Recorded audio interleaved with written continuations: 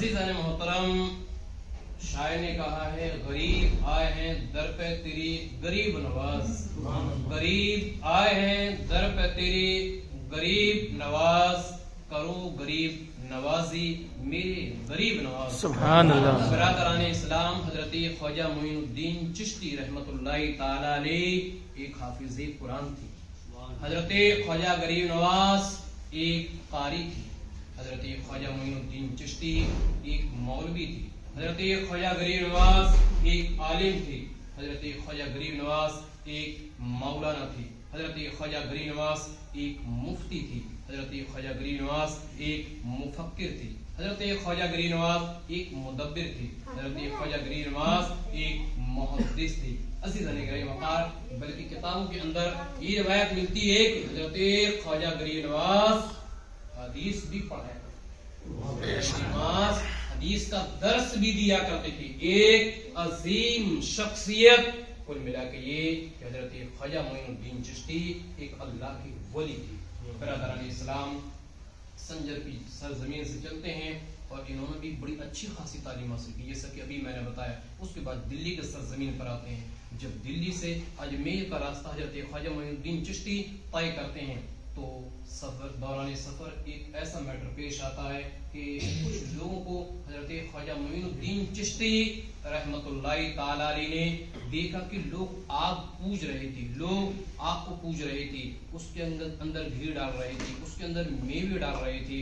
हजरत गरीब नवाज आ जाते हैं, पूछते हैं आखिरकार ऐ लोगों, तुम आग को क्यों पूज रहे हो, आग की तुम पूजा क्यों कर रहे हो? तो उन लोगों ने ये कहा था कि गरीब नवाज, हम लोग आग इसलिए पूज रहे हैं ताकि कयामत के दिन ये हमें न जलाएगी। हजरत ख्वाजा गरीब नवाज ने फरमाया, ऐ लोगों, अगर तुम इस आग की पूजा करोगे तो यकीनन ये आग तुम्हें जलाएगी, लेकिन अगर तुम एक रब की इबादत करोगे तो यकीनन ये आग तुम्हें जलाएगी नहीं। तो उन लोगों ने कहा, ऐ गरीब नवाज, क्या आप अपने एक रब की इबादत करते हो? क्या बाबा फकीर आप एक रब की इबादत करते हो? बोले हाँ यकीनन मैं सिर्फ एक रब की इबादत करता हूँ।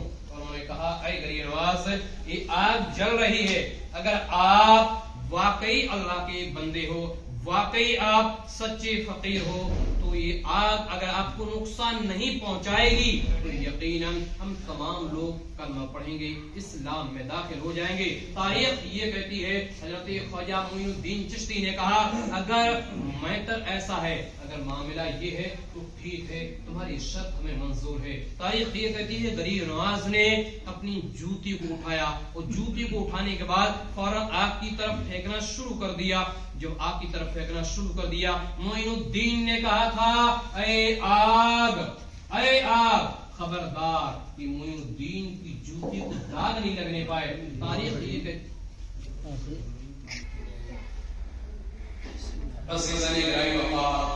तो हजरत ख्वाजा मोइनुद्दीन चिश्ती ने आपसे यही कहा था, ऐ आग, खबरदार कि मोइनुद्दीन की जूती को दाग न लगने पाए। गरीब नवाज से ये फरमाना था कि फौरन आग ठंडी हो जाती है, बेशक ठंडी हुई। जितने लोग थे तमाम ने कलमा पढ़ा, जहां आना था वहां आ गए। अज़ीज़ान मोहतरम, गरीब नवाज को ये ताकत कहां से मिली? गरीब नवाज को ये पावर कहां से मिला? अज़ीज़ान मोहतरम, ये पावर रब की इबादत से मिला, ये पावर अल्लाह की रियासत, उसकी बंदगी से मिला, ये पावर अल्लाह की इबादत करने से मिला। क्योंकि जो रब का हो जाता है, रब उसका हो जाता है। सच्चाई और हकीकत ये है कि ख्वाजा गरीब नवाज की पूरी जिंदगी अपनी अल्लाह की इबादत में गुजरती हुई चली गई। अज़ीज़ान मोहतरम, जैसा कि अभी हाफिज साहब ने कहा था कि बड़े बड़े बुजुर्ग जो आए हैं वो बाहर से ही आए हैं हिंदुस्तान की सरजमीन पर। इसी तरीके से ख्वाजा मोइनुद्दीन चिश्ती भी इस हिंदुस्तान के नहीं थे, वो भी बाहर से आए हुए थे, वो भी संजर के सरजमीन से आए थे। अज़ीज़ान मोहतरम, लेकिन हमारा और आपका क्या हाल है? हम और आप तो गुनाहों के दलदल में फंसे हुए हैं। अज़ीज़ान गिरामी वक़ार, हमारे आका ने जो फरमाया था कि फराफला अलामतें होंगी, क़यामत करीब आ जाएगी। अज़ीज़ान मोहतरम, वक्त है कि तौबा कर लिए, अभी भी तौबा का दरवाजा खुला हुआ है। अज़ीज़ान मोहतरम, हमारे आका ने इरशाद फरमाया कि क़ुर्बे क़यामत लोग हराम कामों को खुल्लम खुल्ला करेंगे, हराम कामों को खुल्लम खुल्ला करेंगे। آپ دیکھ رہے ہیں کہ ہم کتنے حرام کاریوں پر پھنسے ہوئے ہیں، حرام کام کرتے ہوئے جاتے ہیں، احساس تک نہیں ہوتا۔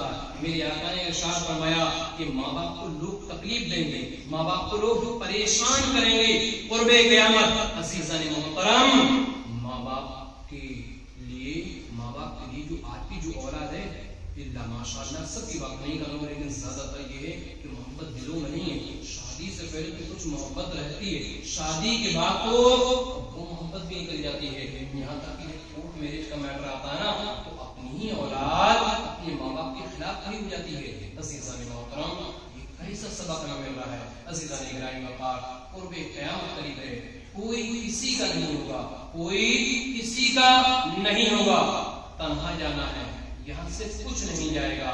عزیزان محترم، سکندر نے کہا تھا، سکندر بادشاہ نے جس سمے انتقال ہونے جا رہا تھا، لوگوں کو وصیت کی کہ جب میرا انتقال ہو، جب مجھے کفنایا جائے تو میرے دونوں ہاتھوں کو باہر نکال دیا جائے، میرے دونوں ہاتھوں کو باہر نکال دیا جائے۔ لوگوں نے یہ کہا تھا کہ بادشاہ ایسا کیوں کر رہے ہیں، آخرکار ہاتھوں کو باہر کیوں نکلوا رہے ہیں؟ بادشاہ نے کہا اس لیے نکلوا رہا ہوں تاکہ دنیا دیکھ لے جب سکندر اتنا بڑا بادشاہ جو قدم رکھتا تھا خزانے پر رکھتا تھا، لیکن جب اس دنیا سے جا رہا ہے تو سکندر بھی کچھ نہیں لے کر جا رہا ہے، خالی ہاتھ جا رہا ہے۔ اللہ اکبر، اللہ اکبر۔ عزیزان محترم، کہنے کا مطلب ہے کہ دنیا سے کوئی کچھ نہیں لے جائے گا۔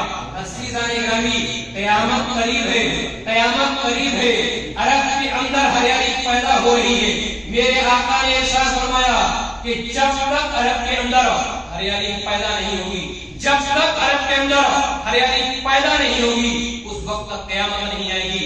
جب تک عرب کے اندر نہر جاری نہیں ہوگی، قیامت نہیں آئے گی۔ عزیزان محترم، قیامت بہت قریب ہے، یہ علامتیں ظاہر ہوتی ہوئی جا رہی ہیں، یہ علامتیں ظاہر ہوتی ہوئی جا رہی ہیں۔ گرمی کا مہینہ ہے عزیزان محترم، آج یہ سورج کتنی دوری پر ہے، یہ سورج کتنی اونچائی پر ہے، لیکن جب گرمی کا مہینہ آتا ہے، جب مئی کا مہینہ آتا ہے، جب مئی کا مہینہ اس کی جب آتا ہے، جون کا مہینہ آتا ہے، جولائی کا مہینہ آتا ہے، تو اتنی زمین گرم ہو جاتی ہے، اتنی گرم ہو جاتی ہے کہ ہم اس پر پیر نہیں رکھ سکتے، اگر پیر رکھتے تو ہمارے پیر جل جاتے ہیں۔ عزیزان گرامی وقار، اے مستقبل کے امتیوں، یہ جو سورج ہے نا ابھی الٹا ہے، سیدھا سورج نہیں ہے، ابھی بھی الٹا سورج ہے، الٹا۔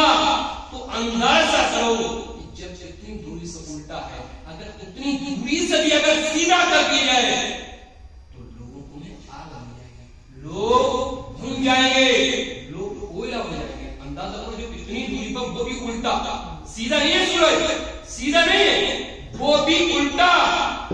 اور اندازہ کرو جب قیامت قریب ہوگی، جب قیامت آئے گی، سورج سوا نیزے پر ہو جائے گا، سورج سوا نیزے پر آ جائے گا، سوا نیزے پر، اور پھر سیدھا بھی ہو جائے گا، تب کیا ہوگا؟ عزیزان گرامی وقار، آئیے توبہ کا در کھلا ہوا ہے، توبہ کر لیجیے۔ عزیزان محترم، قیامت جب قریب ہوگی، قیامت جب آئے گی تو کتابوں کے اندر ہے کہ باپ بیٹے سے بھاگے گا، بیٹی ماں سے بھاگے گی، ماں بیٹی سے بھاگے گی، باپ بیٹے سے بھاگے گا، پہچانیں گے تو سب، کوئی کسی کا نہیں ہوگا، کوئی کسی کا۔ اندازہ کرو کہ باپ بیٹا تو کیا، جس نبی کی امت میں ہے وہ نبی بھی کام ہے، جس نبی کی امت میں وہ نبی بھی، بلکہ ہم نے کتاب کے اندر پڑھا ہے کہ لوگ حضرت آدم کے پاس جائیں گے، یا آدم علیہ السلام، اللہ نے اپنی توبہ قبول کروائی تھی، آدم آپ ہمارے لیے دعا کر دیجیے، آدم اللہ کی بارگاہ میں دعا کر دیجیے کہ اللہ ہمیں بخش دے، اللہ ہماری مغفرت فرما دے، اللہ اس عذاب سے بچا لے۔ حضرت آدم سب سے پہلے نہیں، سب سے پہلے انسان، اور وہ آدم کے بھی نفس نفسی ضرور ہے، نفسی نفسی، جاؤ دوسری طرف جاؤ، دوسری طرف جاؤ، کچھ نہیں کر سکتا، کچھ بھی نہیں۔ نبی، اللہ کے نبی، تمام نبیوں سے پہلے نبی، وہ تمام انسان کے باپ، وہ کہہ رہے ہیں کہ دوسری طرف جاؤ، دوسری طرف جاؤ۔ گناہوں کا ہی عالم ہوا، گناہوں کا ہی معاملہ ہوا کہ کسی کے تو پسینہ جو ہوگا نا، پسینہ کسی کو ٹکنا تک ہوگا، کسی کو گھٹنا تک، کسی کے کمر تک، کسی کے کان تک، کوئی تو پسینے میں ہی ڈوب جائے گا۔ اس شدت سے عذاب ہوگا کہ پیاس لگے گی، پیاس لگے گی۔ اللہ کے بارے میں لوگ دعا کریں، پروردگار پانی دے، اللہ پانی دے، تو اللہ کیا دے گا؟ اللہ وہ دے گا کھولتا ہوا پی، کھولتی ہوئی پی، کھولتی ہوئی پی، خون اور پی پینے کی جگہ وہ بھی کھولتا ہوا،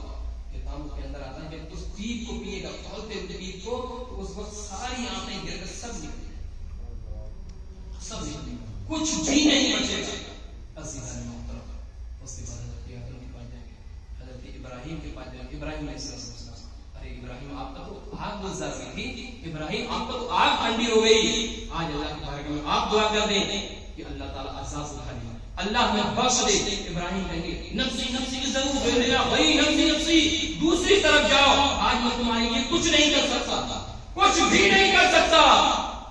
حضرت اسماعیل کے پاس جائیں گے، حضرت یونس کے پاس جائیں گے، حضرت سلیمان کے پاس جائیں گے، ہر ایک نبی یہ کہے گا نفسی نفسی ضرور بھائی، نفسی نفسی آج جاؤ دوسری طرف۔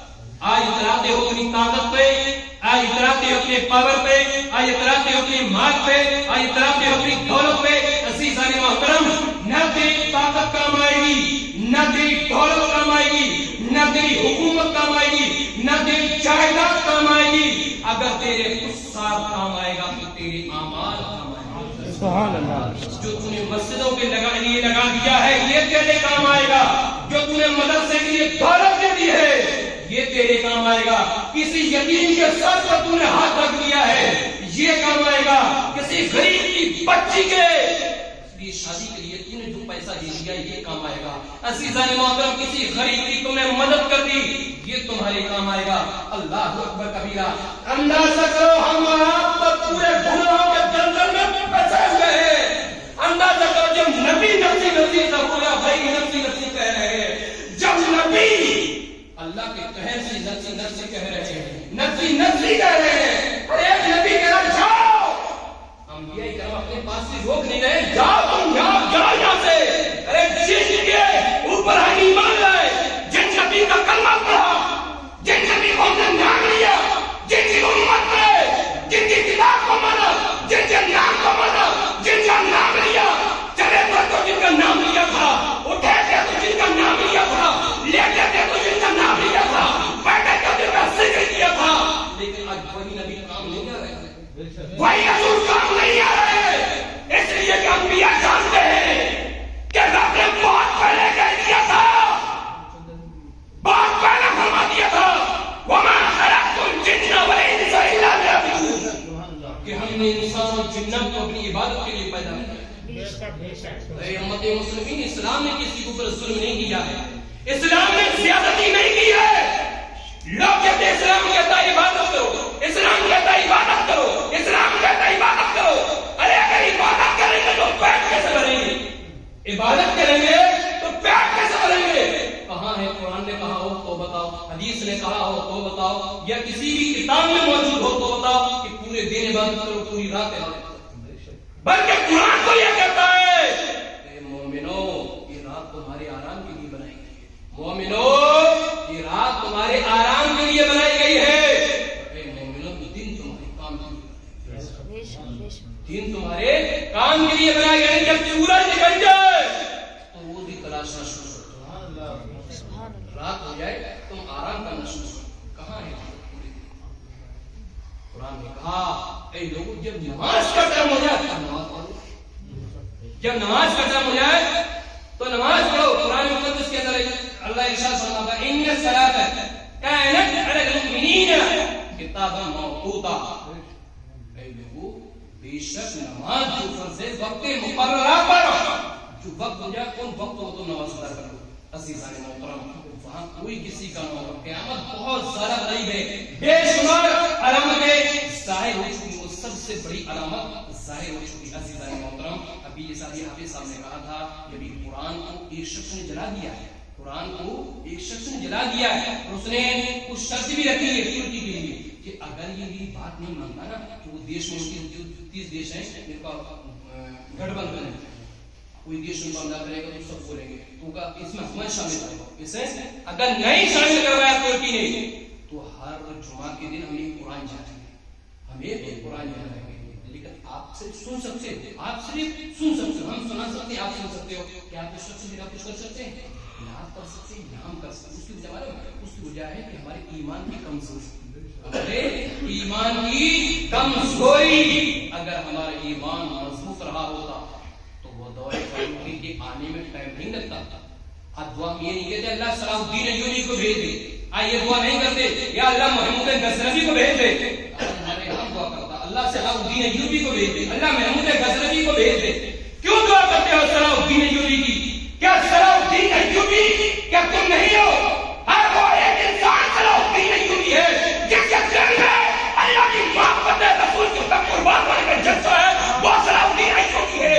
ہر ایک صلاح الدین ایوبی ہے, لیکن جس کے دل میں محبت ہو اللہ کی, جذبہ ہو رسول پاک کی محبت کا. لیکن آج ہم اس ایمان سے خالی ہیں, آج وہ ایمان ہی ہمارے پاس موجود نہیں ہے. آج ہم سے برائی کروا لو, آج ہم سے غیبت کروا لو, شہر کے اندر اتنا کروا لو, ایک دوسرے کی برائی کر لو. آج عوام میں یہ حال ہو گیا, وہ حافظ کے پاس پہنچے اس کی برائی کر دی, وہ حافظ کے پاس وہ اس کی برائی کر دی. تو حافظ کیا کریں گے؟ اپنے ہی لوگ جو اپنے ہی ایمان میں گزرے. اب دنیا کس میں لگی ہے؟ اب دنیا کس میں لگی معلوم ہے؟ آج دنیا اتنی ترقی کر چکی ہے, خاص طور سے کون ڈال رہا ہے؟ یہ تمام چیزیں ہیں. اس لیے بس میں اتنا ہی کہنا چاہوں, ایمان کو مضبوط کر لو اور نماز کی پابند کرو. قرآن کے اندر کل نفس ذائقۃ الموت, آج میرے تقریر کرنے کا من نہیں, اس لیے میں نصیحتانہ تقریر کر رہا ہوں. کل نفس ذائقۃ الموت, ہر جاندار کو موت کا مزہ لیتا ہے. کب آ جائے, کس حالت میں آ جائے, کوئی بھروسہ نہیں. سر ایک صاحب گوالیا جا رہے تھے, ان کا ایکسیڈنٹ, وہ بیمار تھے ایک صاحب, ان کی عیادت کے لیے دیکھنے کے لیے کہ چلو ان کی طبیعت زیادہ خراب ہے, ان کا راستہ ایکسیڈنٹ ہو کر مر گیا. موت تو کوئی بھروسہ ہے, کبھی بھروسہ ہے. آج ہی توبہ کر لو, آج ہی نماز سے مولویوں کو کام ہے صرف نماز پڑھو. عزیز مولوی کو وہ کہتا ہے, سرکار علیہ السلام نے فرمایا قال رسول اللہ صلی اللہ علیہ وسلم بلغوا انی ولو آیا, میرے آقا ارشاد فرماتے ہیں میری باتیں دوسروں تک پہنچاؤ, اگرچہ وہ ایک ہی بات باتوں پر عمل کر لو. کوئی بھروسہ نہیں موت کا وجہ ہے, کب آ جائے. نہ تو موت یہ دیکھتی ہے کہ بچپنا کر رہے, نہ تو یہ دیکھتی ہے جوانی کر رہے, نہ بڑھپا, کوئی کچھ نہیں دیکھتا. عزیزان محترم, اور دوسری چیز یہ کہ سب سے زیادہ جو جنم کرے گی وہ ہے ہمارے ماں باپ کی نافرمانی. عزیزان محترم, ابھی مولانا شریف کے اندر ایسے کیس میرے پاس آتے ہیں, ایسے کیس آتے ہیں. اللہ کا قسم, آج اولاد نے ماں باپ کو باہر پھینک رکھا ہے, ماں باپ کو باہر پھینک رکھا ہے. وہ ایک بہو کے چکر میں لڑکے نے مطلب ماں باپ کو باہر کر دیا, باہر کر دیا, باہر بہو کے چکر میں. وہ بہو نے نکل پا دیا, وہ لڑکے نے نکال دیا. لڑکے کو وہ احساس نہیں ہوا کہ یہ تو میری ماں ہے, چھوڑ یہ باپ کو چھوڑ دیا. اس اولاد کے لیے ماں باپ نے کتنی پریشانی ہے. ماں باپ نہ تو یہ دیکھتے کہ جائز ہے ناجائز ہے. ارے اپنے ماں باپ دو ہوتے ہیں, اپنے منہ کا لقمہ سے جان جائے گی چلی جائے, لیکن اپنے منہ کا لقمہ اپنی اولاد کو کھلا دیتے. اگر کوئی گولی بھی دے گی اس کو مار مسالے کو مار دو, گولی دینے کے ماں باپ کے اندر دو محبت ہوتی ہے, اولاد کو کریں گے اپنے اوپر چلی جائے گی. لیکن آج باہر نکالا ہوا ہے. عزیزان محترم, اس کو یاد رکھیے. اور غریب نواز رحمۃ اللہ تعالی کا بڑا مقام ہے. ان غریب نواز کی پوری زندگی کا عالم یہ تھا کہ اپنی زندگی کو اللہ کی رضا کے لیے وقف کر دیا. ابھی عامر بھائی نے کہا تھا کہ جس کا جو محبت کرنے والا ہو, ہیرو سے محبت کرے گا ہیرو کی طرح, رسول پاک سے محبت کرے گا تو انہوں نے داڑھی بھی رکھی, اچھا کام بھی کیا. عزیزان محترم, آقا کریم صلی اللہ علیہ وسلم کا ہم نعرہ بلند کرتے ہیں کہ آقا کا دامن نہیں چھوڑیں گے, آقا کا دامن نہیں چھوڑیں گے. پکڑا کہاں ہے؟ میرے آقا نے ارشاد فرمایا قال رسول اللہ صلی اللہ علیہ وسلم جو قیلت رکوعین فی الصلاۃ, میرے آقا ارشاد فرماتے ہیں کہ نماز میرے آنکھوں کی ٹھنڈک بنائے گی. نماز میرے آنکھوں کی ٹھنڈک بنائے گی. کیا مطلب یہ ہے؟ اگر کوئی بندہ نماز پڑھے گا تو حضور کی آنکھیں ٹھنڈی ہوں گی, نہیں, وہ مطلب نہیں ہے. مطلب یہ ہے کہ جب کوئی امتی نماز پڑھتا ہے, میرے آقا ارشاد فرماتے ہیں مجھے انتہائی درجے کی خوشی حاصل ہوتی ہے, مجھے خوشی حاصل ہوتی ہے. میرے آقا ارشاد فرماتے ہیں مجھے خوشی حاصل ہوتی ہے. عزیزان محترم, آج اسلام جو ٹارگٹ ہے, قرآن آقا کریم صلی اللہ علیہ وسلم فرماتے ہیں قال رسول اللہ صلی اللہ علیہ وسلم الصلاۃ عماد الدین من اقامها فقد اقام الدین ومن تركها فقد هدم الدین. آقا ارشاد فرماتے ہیں جس نے نماز کو قائم رکھا, نماز پڑھا, نماز کو قائم رکھا, وہ سمجھیے اس نے دین کو قائم رکھا. اور جس نے نماز کو چھوڑ دیا اس نے تو دین ہی برباد کر دیا, اس نے دین برباد کر دیا. تو بھائی ظاہر سی بات ہے, جن کو نماز میں ایمان سے پڑھاتے ہیں صرف دو لوگ لگے رہتے ہیں, باقی علماء کو نماز فرض ہوئی. حسین کے دامن نہیں چھوڑیں گے. اب بولتے یار یہ مولوی لوگوں کو پتہ نہیں کہا ہو جاتا, محرم آتا ہے سی بس ڈھول نہیں بجانا چاہیے, تاشا نہیں بجانا چاہیے, یہ نہیں کرنا چاہیے, وہ نہیں کرنا چاہیے. مولوی کہتا ہے. چلو ٹھیک ہے, مولوی نے تو کہہ دیا دھونی میں جان چاہیے, اس شریعت نے جو کہا کہ مولانا یہ کہو, وہ تو بول دیا. لیکن آپ کہتے ہو حسین کا دامن نہیں چھوڑیں. بالکل غور سنیے, آج میں بہت سچائی بات کر رہا ہوں, اگرچہ کڑوی لگے گی. حضور نے فرمایا الحق مر, الحق مر, حق بات تو بہت اچھی کڑوی معلوم ہے. کہتے ہو حسین کے دامن نہیں چھوڑیں گے, تو یہ بتاؤ حسین کا دامن نہیں چھوڑنے کا مطلب کیا ہے؟ کیا دامن پکڑے پکڑے تو نہیں. اس کا مطلب یہ ہوتا کہ جو کام حسین نے کیے ہم ان کے نقشے قدم پر چلیں گے, جو کام حسین نے کیا ہم وہ ان کے نقشے قدم پر چلیں گے, ہم یہ کرنے کی کوشش کریں گے. تو یہ بتاؤ کہ آج جو لوگ کہتے ہیں حسین کا دامن نہیں چھوڑیں گے, تو میدان کربلا میں حضرت حسین نے کیا پیغام دیا؟ حسین نے پیغام یہ دیا کہ میرے نانا کے امتیوں دیکھ لو, تلواروں کے بیچ میں, نیزوں کے بیچ میں, برچیوں کے بیچ میں, تیرے نبی کے نواسے نے تلوار اور برچیوں کے بیچ میں 22,000 کے لشکر کے بیچ میں حسین نے اپنے رب کی عبادت کرنا بند نہیں دیا, بلکہ کھڑے ہو کر وہاں بھی اپنے رب کی عبادت کرنا شروع کیا. ہر ایک انسان کو جان کی پڑی ہوتی ہے, لیکن حسین نے اپنے رب کی عبادت کی پڑی تھی, عبادت کی. جو حسین نے میدان کربلا میں بھی نماز تو نہیں چھوڑی, کیا پیغام دیا کہ میرے نانا کی امتی ایسی حالت میں بھی نماز نہیں چھوڑ رہا ہوں, تم بھی مت چھوڑنا, تم بھی مت چھوڑنا. آج سے انداز لگا لو, اگر ان بزرگان دین سے محبت کرتی ہو تو یقین ان کے نقشے قدم پر چلو, ان کے نقشے قدم.